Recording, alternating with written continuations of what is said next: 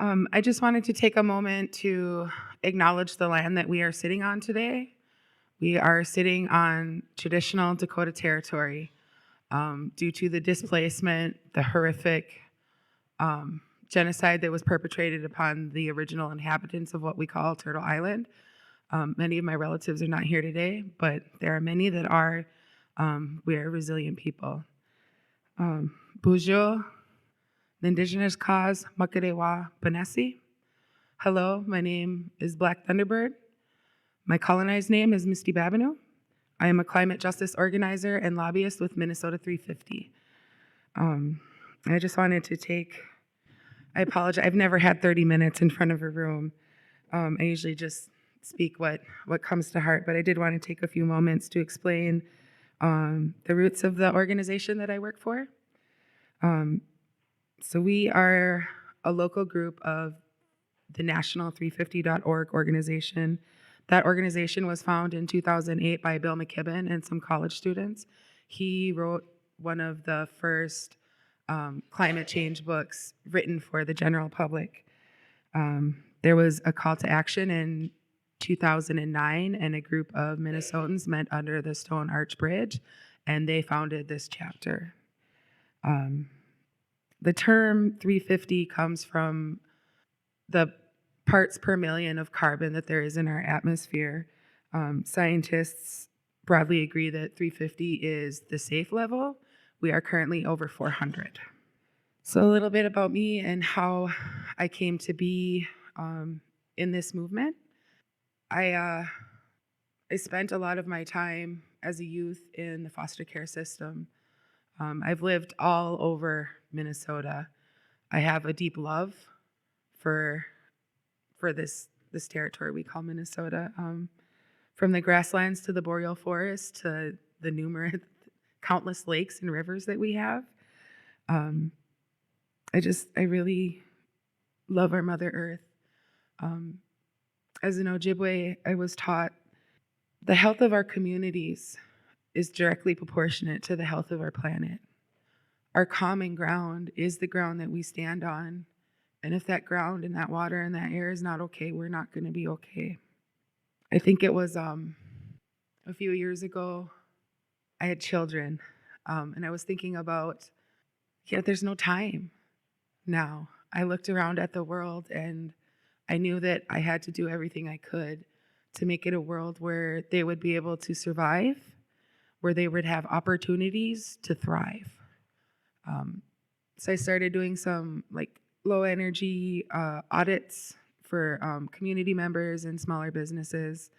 And then I thought that's not doing enough. So maybe if I get into construction and I make sure that the new buildings that are being built are energy efficient, they're using resource materials and stuff, that would be a way to help build this better future for my children.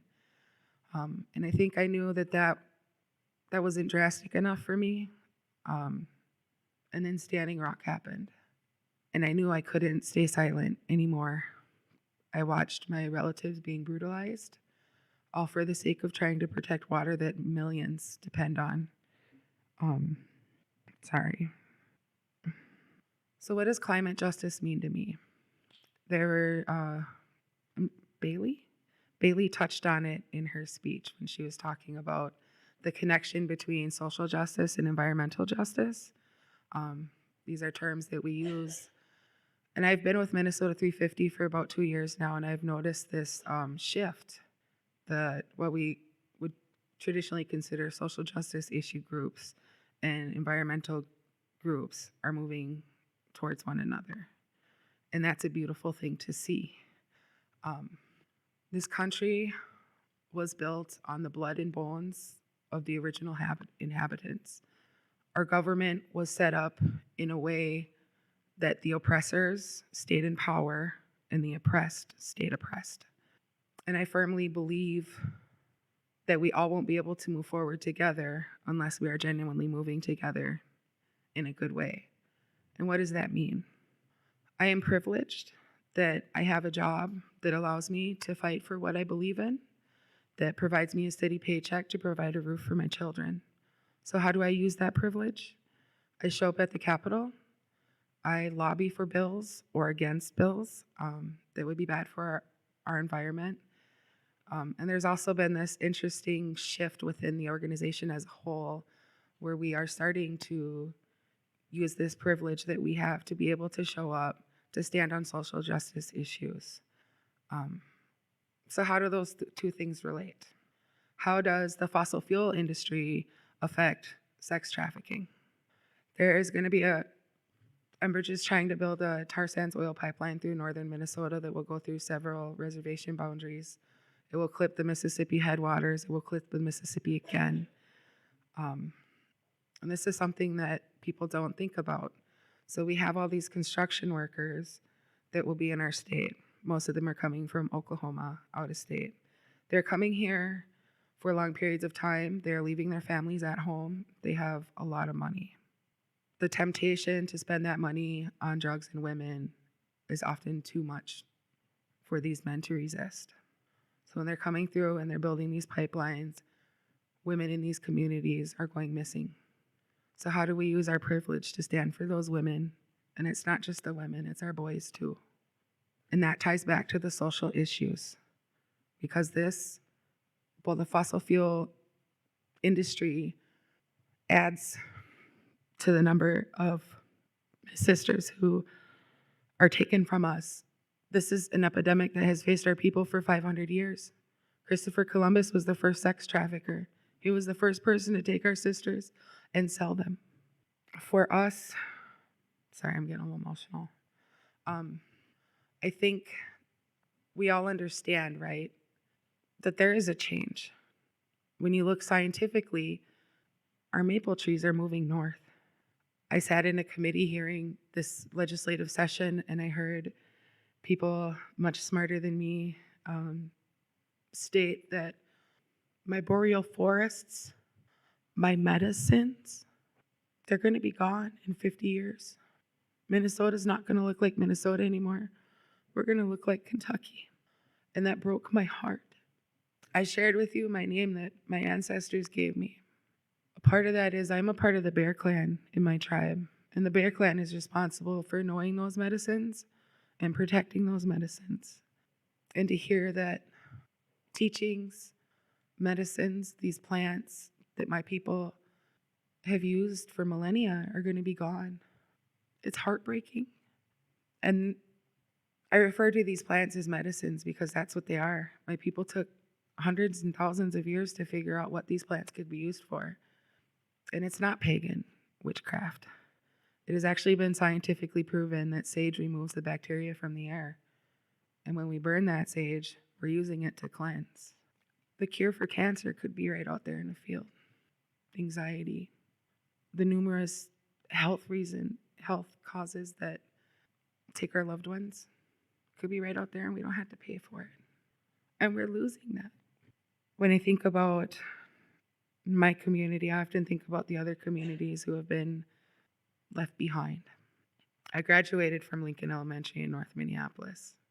And when I was over there recently, and to hear the fear and the worry in mothers talking about their children having asthma due to the air that they have to breathe, and you compound that with the worry of being able to afford that medical assistance. Well, what if I lose my job? Do I qualify for the county? The thought of your child not being able to breathe is something that no mother, no father, no grandmother, no auntie, or no uncle should ever have to think about. So how do we unite, right? And I think there are so many answers to that. And there is so much hope. I've only been focused on the legislature for a couple of years, but we've had so many successes. And the one thing that I've learned is that when we show up in numbers, when we show up and we bring our friends, and we show up for our friends, we all are doing better. And by removing barriers to communities traditionally left behind, then we can quit asking ourselves, well, how is it best? How do we best represent these stories? Well, we don't have to worry about that anymore because they'll be with us. We all have a unique perception and view of the world. And we're going to need all of that. I know the science is scary. Sometimes I can't breathe when I read those reports. And I think that we only have 10 years. And I'll cry and I'll go home and I look at my kids. But we have 10 years to build the future. We have 10 years to dismantle the systems of oppression and pollution to build something beautiful. What if instead of city zoning, we thought about community planning? What if you lived within walking distance of your doctor, of your community garden, of your workplace? These are the things that are possible. Countries across the ocean are doing this. You have countries who are banning fuel-injected automobiles by 2030. We can do that here. We are very fortunate here in this state to have so many natural resources, and I think sometimes we take that for granted. The land of 10,000 lakes, and we all know that's Minnesota nice for 12,000 and was it 482? And we're leaders here. We have the strictest environmental regulations for the most part in the country. And I really feel that if we all were to come together to leave our labels and what separates us at the door and really ground ourselves in the ground, there's nothing we can't do together. I've seen it. I watched our governor argue with the Republican candidate about who loves Line 3 more. I was apprehensively happy when Walls Flanagan won the election, just because I considered him to be the lesser of two evils. And what did People Power do? What did that unity do this year? Well, we got Tim and Peggy to refile the Line 3 appeal. We got Tim to say that climate change is real, and that's something that is a priority for his administration. They are legitimately talking about putting through some of the amendments in the 100% renewable clean energy bill that was put forth this year by Representative Jamie Long. We are making progress, and we're also showing up for those causes that prevent our neighbors from interacting in this. I think sometimes it's easy, or maybe human, of us to feel so weighed down. When you're going to these events, you're going to these hearings, you're going to these public meetings, and it's that same group of people, right? Like that same 40 people that you see everywhere. Now, what if we had childcare at these events? What if we were passing out bus cards and gas cards for our community members and our neighbors to attend? Well, then we wouldn't feel so lonely. And we would see that this movement is bigger than what's being shown to us right now. And I do firmly believe that we do need to take our lead and our guidance. And this is a tricky word, that's why I'm stumbling. I do not like being referred to as Indigenous. I feel like that dehumanizes me and puts me in a large group. I am an Anishinaabe. I am Ojibwe. And I think our people knew how to live in harmony with the land. We didn't have prisons. There were no locks because everybody had a role. Everybody was taken care of. And that's not something that was a story that was passed down. That's in my DNA. When we see these horrific environmental disasters, I legitimately cry. And that pain comes from deep inside of me. That's in my blood, to love this land, to be here. It's in my DNA to fight and to think about the 7 generations coming after me. So I encourage you all to do some deep reflection. And I want you to think about the world that you want your great-great-grandbaby to grow up in. What does it look like? What does her community look like? What does his education look like? And I want you to talk to your friends and your neighbors and your coworkers, because chances are they have something similar.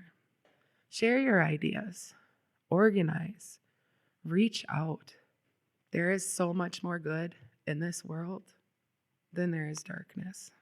And when we look at the political landscape of the country that we are in right now, I know there's a lot of hatred and fear for a president.